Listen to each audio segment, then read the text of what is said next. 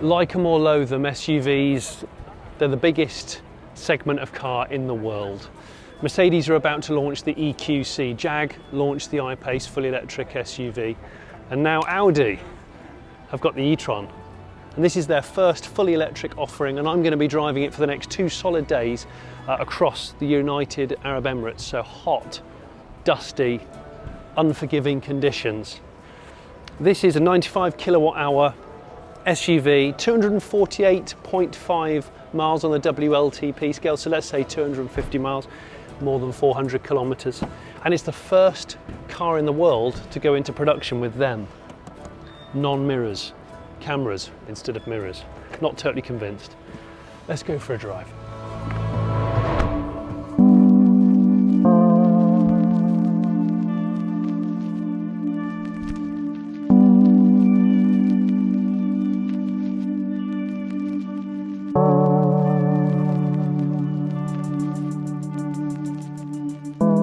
The e-tron is no lightweight. In fact, it's the heaviest beast in its class. It's heavier than a Model X by like 130 odd kilos. It's heavier than a Jag iPace by over 350 kilos. And all that mass has to be stopped. Now Audi say sometimes being heavy plays in the favour of being an EV. I'm not too sure about that, but that's why they've concentrated on saying they've got really efficient harvesting of energy on regen. Now what's weird is minus makes the regen more aggressive, which I don't entirely understand. And it's actually really, really efficient. Going down that hill, I managed to glean so many more kilometres back, it was brilliant. So yes, it's a heavy, big mass to move along, but I guess you can grab loads of miles back through that kinetic energy. So that's a good thing. Okay, so the main floor pan is obviously batteries. Yes. And you've got 2 tiers here. This is the second level. We decided to install this, what we call second floor, in order to give the customer more range. So you've got 432 cells, 36 modules. Yes, 36 of these modules, 12 cells in each module, made by LG. Is that right? Made by LG in Poland, exactly. Right, okay, in Poland. So the modules of the battery system we do ourselves at our CO2 neutral plant in Brussels. Okay, so this car is made in Brussels. The car is made in Brussels, and the battery assembly is also done in Brussels. Okay, so less world travel for the components. Exactly. Okay. Does Audi make the motors for this car? We do very important parts of the motors ourselves in our factory in Grille in Hungary. Okay. Yes, and we also installed some years ago a technical center there to drive innovation for electric engines. Are you going to put all of this drivetrain in like an A6 Avant, an A4? As a group, we have, you could call it 2 learning projects. Created what we call the PPE, the Premium Platform Electric. And this will be the basis for all the new electric cars that you will see in the future, bigger cars. Yes. And the smaller cars will be based on what we call the MEB, the modular electric platform done by a Volkswagen brand. The ID series. ID, exactly. Yeah. And you will also see Audis based on this platform.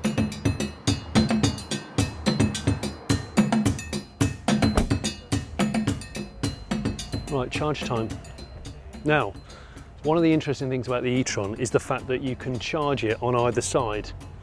You've got these slide down lovely little ports on that side and on this side, but you've got Type 2 on the other side, not CCS. This has CCS on, well, left-hand drive on the driver's side. On the right-hand drive, it'll be the passenger side. And it can charge, it's the first production electric car, Audi says, that can charge at 150 kilowatts. In other words, 0 to 80% charge in less than half an hour.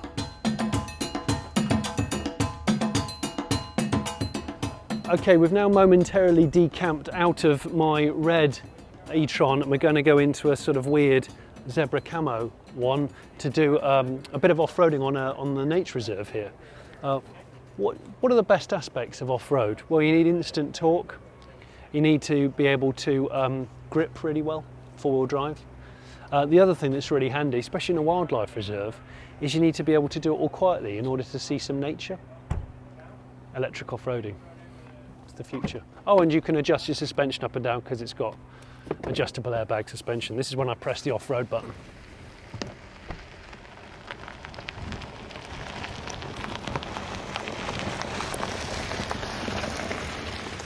So I've got it on off-road, and I can feel the air suspension is pumped higher, so higher ground clearance. So rather predictably, the Quattro E-tron is effective off-road. I haven't done exactly challenging rock crawling, but you know, there's not really any point because you're not going to do it in this car. An off-roader is more rugged. An off-roader is more of your, you know, your Defender, your Land Cruiser, a car that's built to go properly off-road. But you do have that. You do have the safety net of having all-wheel drive whenever you need it. Come ice, come gravel, come snow, come sand. You've got the automatic descent control. Like now, if I let off my foot, I've just let my foot off, it knows the gradient of the slope, so it's slowing the car down. I can climb without any issue at all. I mean, this is a big ox of a car, like I said. It's nearly 2.5 tons. Do you think, am I right in thinking that you guys decided to design the car and give it a look that's familiar, so it doesn't feel too radical, too much of a departure for maybe existing Audi owners? Yeah. Who have a Q5 or have yes, a you're Q7? 100% right. We had a lot of discussions about this issue. Do customers want to have something radically new? Yeah. Do they have to want a radically new design? Yeah. Or do they want something that they're used to? And our decision was, and our market research also showed, that customers want to have something that they are familiar with. And at the end of the day, I believe that the best thing that can happen to electric mobility is when customers just choose, depending on their personal mobility use case, which drivetrain is the right one. Yeah. And then, like they today choose between petrol and diesel, tomorrow they might choose between petrol, diesel, and the electric drivetrain. Yeah. But nevertheless, it has to be a very, very good Audi with all the other aspects. Yes. And has to feel like an Audi. Exactly. If you compare it to an EV equivalent, it's actually 30 centimetres shorter than a Tesla Model X, or 13 centimetres longer than a Jag I-Pace. But let's talk about the design for a second, because this is the bit I enjoy. I think it's a pretty looking car, actually. I think it's a better looking car than the Tesla Model X. I probably prefer the Jag I-Pace for being a little bit more creative.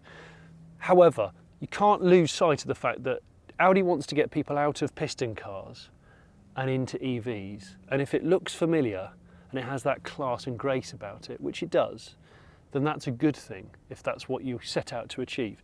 At the front here, you've got a grille, which is that familiar kind of trapezoidal shape, as Audi calls it, which is the same throughout the Audi family. It's blocked off on the top third and the bottom third, so it's only open on the middle bit. And you can't quite see it here, but if you look close, behind this grille, you've got active vents behind that, which will open and close electronically, and there's some active vents down in the main mouth of it down here as well. You've got a camera in there underneath the badge, and you've also got the adaptive cruise control radar here.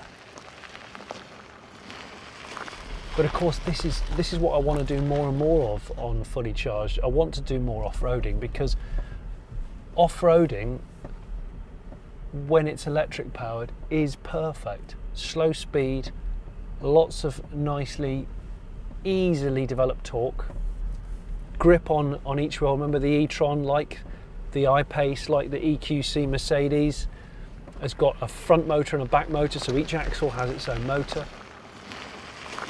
So we have two engines. Yeah. The rear engine a little bit stronger, 140 kilowatts, and the front engine a little bit less power, 125 kilowatt. Right, okay. And then you've got the, am I right in thinking that the suspension components, it's air suspension on the e-tron, isn't it? Are these components from existing Audis? Exactly. On the What range? we did with the car is we decided to make new what has to be new, which is mainly the electric drivetrain. Yeah. And we took the components that have nothing to do with the electric car from our modular system that we call the MLB, where we have the suspension, which is mainly, and the brakes mainly from the Q7. Yeah. We have, for example, the seats from the A6. The infotainment system is from the A8. Yeah. So we took the best out of our modular system. Yeah. And From your portfolio. Exactly. It's a big portfolio too. Yes. Yeah. And it makes pretty much sense, because for the customer, it just has to be a very good Audi. Yeah. And I think therefore these modules are perfect. Talking of price, by the way, this car is going to come up for sale for 71,500 quid, so 71,500 pounds. It's a lot of money. It's an expensive car, and all those people out there that said that when Jag brought out the iPace and it was coming out for 58, 59 grand basic, and said that's way too expensive, consider this: the Jag is all aluminium. The Jag is built completely bespoke EV from the ground up, whereas this has lots of parts of the architecture are shared with the piston cousins. This has Q7 suspension, for example, and this is on its highest setting, so this comes with adaptable air suspension as standard. This is as tall as it's ever going to get. This one's on 20s. There's one 20-inch wheel design, which is this one. There's two 21s to choose from, and one of the 21s has like 4 slash cuts in it, which match these 4 slash cuts here in the unique headlights, which I do like actually.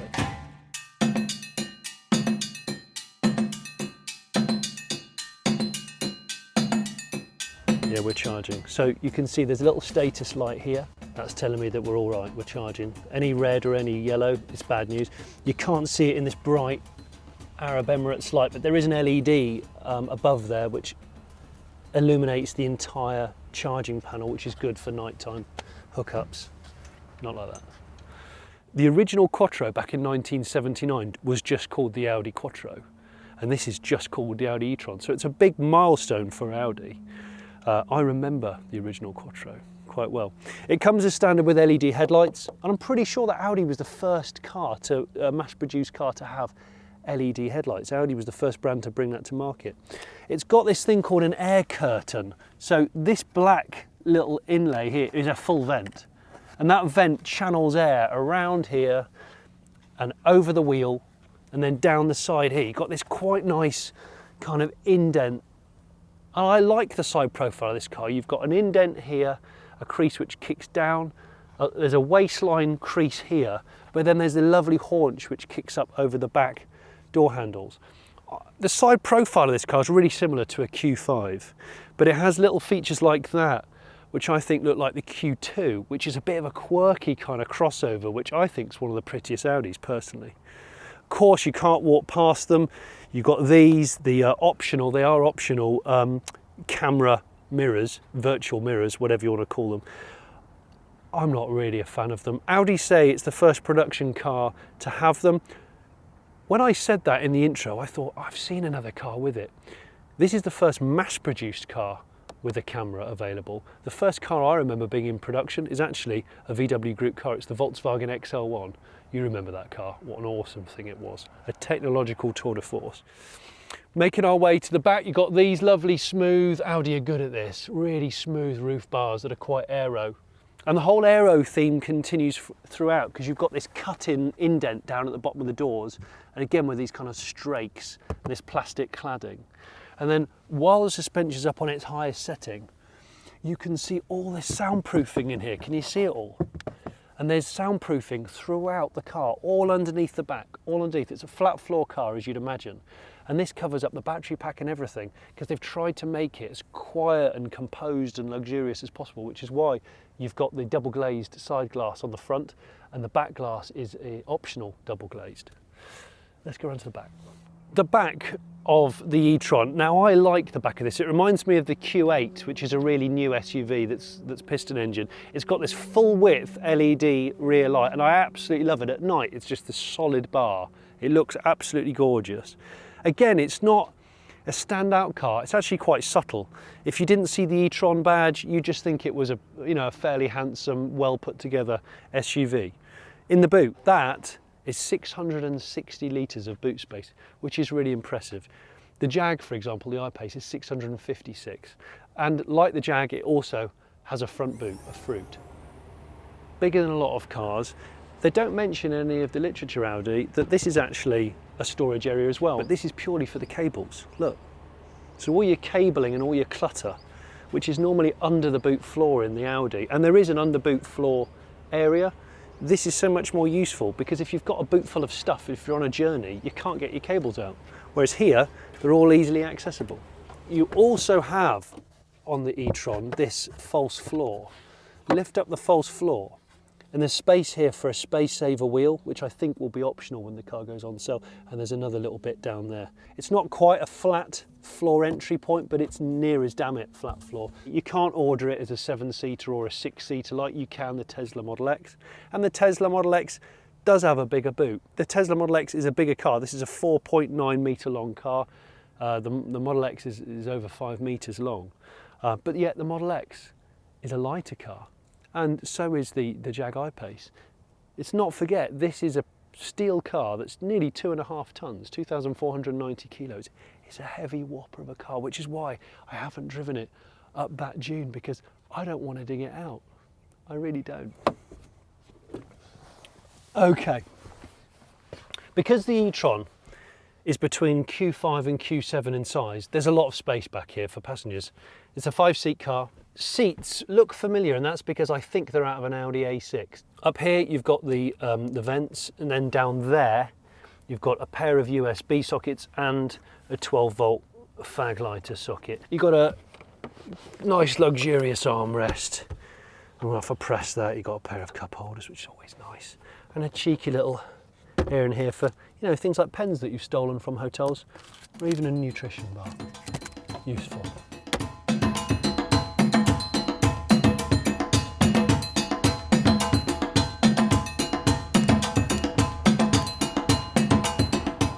Abu Dhabi's got some of the flattest, smoothest roads I know.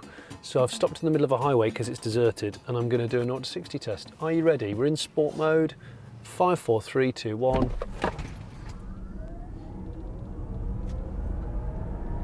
.62. 5.7 seconds with boost on, in sport mode, dynamic setting, and I've turned traction control off because, let's face it, it's a Quattro. It doesn't really need it on a hot tarmac day like this. But the more I sit in it, the more I wonder why they made this car out of steel. It just seems very odd when Audi pioneered aluminium construction with the A8 back in the 90s. Of any car, this would be the car that you'd want to make lighter. Bearing in mind that battery pack, which lives beneath us here, is 700 kilos with its crash protection and its enclosure. And I realised that for 150 kilos more, that's the same weight as Honda's first generation Insight. The whole car. Not just the battery pack, the whole car. It's a heavy beast. This guy's a heavy beast. But the dash is gorgeous. Let's go and sit in the front. The cockpit is beeping at me because I've left it on. I've got the seat adjusted to how I drive it, so I've just been sat behind myself, if you understand me. This is a very pleasant place to be. There's no doubt about it. Audi cabins are just plush and gorgeous and very well appointed. You've got a 10.1 inch screen up here. I think you've got an 8.6 inch screen down here. The clarity of the screens is insane. It's a bit of an acquired taste, but all your heater controls, your seat controls, your climate, and your descent mode and everything, and your nav is all touchscreen. The only tactile button is this one, which is your volume control for your radio and your station shift. This is a sort of semi-floating, pretty deep center console. It's a chunky thing. I've got, you know, my notebook in here, which is large, and my phone, and there's 2 cup holders down here, and there's even, if you vertically stack it, a place to wirelessly charge your phone, just on the left-hand side here. So it's deep in there. It's quite faffy, but it's deep. And there's 2 more USBs, another 12-volt socket, and there's another deep cubby in here. So plenty of storage on the go. I really like this part. I really like this. It's like a strange wrist rest, even though you don't need to shift gears. It's kind of what you do if you were shifting gears. And then you've got your shifter button is this aluminium slide. So if I put my foot on the brake, and you just knock it with your thumb into reverse, or pull it back into D or into sport, and then press park on the side. It's lovely. Brushed aluminium finish throughout, and this has got little subtle LED lighting here. Like a 3-stage dash with leather, with really soft rubber, and with ultra soft rubber here. 4-spoke steering wheel, which I really like. I admired that while I was driving, with your trapezoidal, same shape as the front grille. There's a lot of similarities between this and the Jag, I would say, in terms of your sort of double-deck screens and that kind of thing. There's no doubt that Audi do a beautiful dash. You're never going to get bored of this level of quality.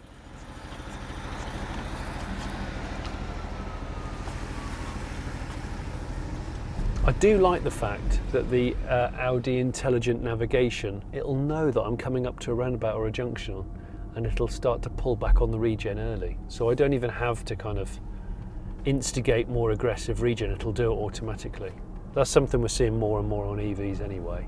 And a car this heavy needs to capitalise on regen. It has to.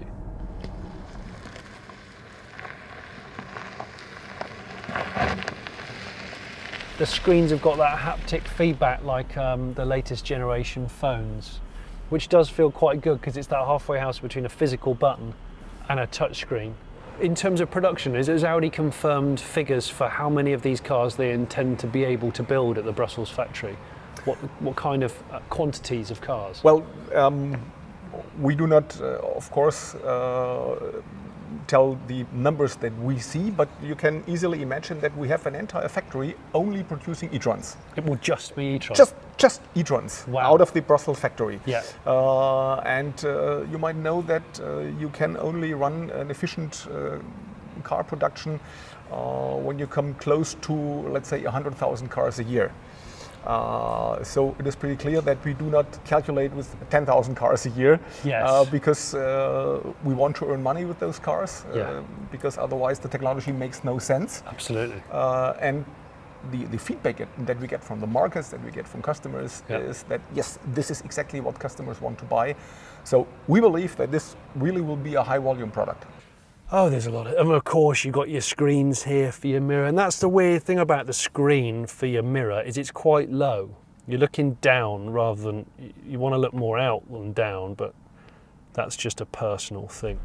I still can't quite get used to them. Somebody mentioned to me earlier on, when you're driving, if you're a driver that likes your arm on your door like this, guess what is going to happen? In my eye line for that side mirror, is my hand, is my fist. So I have to remove my fist or drop my elbow down to look. Do I need cameras instead of mirrors? Are they better? And my honest answer for me, who's not a techno freak per se, I don't just like the new stuff just because it's new, I just don't really see the point of it. I think it's just another thing to put on your Instagram stories and boast because there's a screen there and there's a screen there. Is it helping me? Not really. The order books for this car opened almost a year ago, I think. Yes. So when will you start? Have you started production of these yet, or is that about to start? We have started production. Okay. Production is running. Yeah. And we will launch the car for the customers in the first quarter of 2019. The more I drive this, the more I'm thinking I can't wait to digest this kind of drivetrain and tech in a more car-based Audi, like the e-tron GT concept, which is going into production later in 2019. That's the car that's going to get my juices flowing. That's the car that's your proper Quattro, your proper driver's machine. Don't get me wrong, this is a very well put together car, the e-tron, and it's beautifully finished inside. I mean, you cannot fault Audi dashes for the finish and everything. You've got your head-up display, you've got your beautiful surfaces, your brushed aluminium, your lovely screens, amazing clarity of you Google Earth. But is it exciting? Not really. Not really. I feel like BMW got in there so long ago in the EV game and came up with some beautiful radical content. The decisions that the other Germans have made, Mercedes and these guys, Audi, to play it so much more conservatively in both looks and really propulsion. I feel like BMW is still leading the charge, but BMW decided not to build an SUV. They decided to go wild.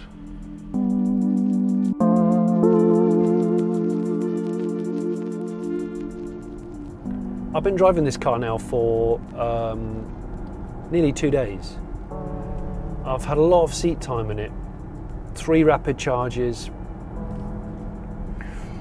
And what I think about this car is, if you're an existing Audi owner and you've never stepped foot into the world of electrification, this will be a fine transition.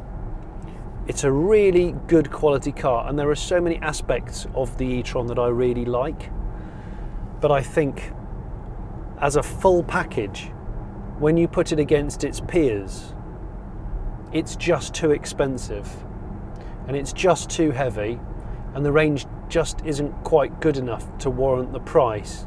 And I personally would want a car a little bit more involving to drive as a driving enthusiast. And on that basis, when you put it against the Tesla X and you put it against the iPace is the winner for me. It's a cheaper car, it's a lighter car, it has no worse range, in fact slightly better on paper, and it's a more engaging car, and I think the quality is up there on the Jag as well. But you can't take away the fact that it's great to have another big player in the EV game, and it's only going to get bigger. As usual, thank you very much for watching Fully Charged. Subscribe if you haven't already, I'm sure you have, and you can press the bell function which alerts you to every new video which we get on the channel that me and Robert make. Also, Patreons, thank you so much. We say it every time, but you deserve it every time. Every single person that's ever contributed towards the show on Patreon, it's massively helpful. It helps this show do bigger and bolder features, and that's what we ultimately want to do. We want to make better, bolder, longer, more in-depth features and stay out in front of the EV world. So thank you very much. I'm Jonny Smith. Thank you very much for watching.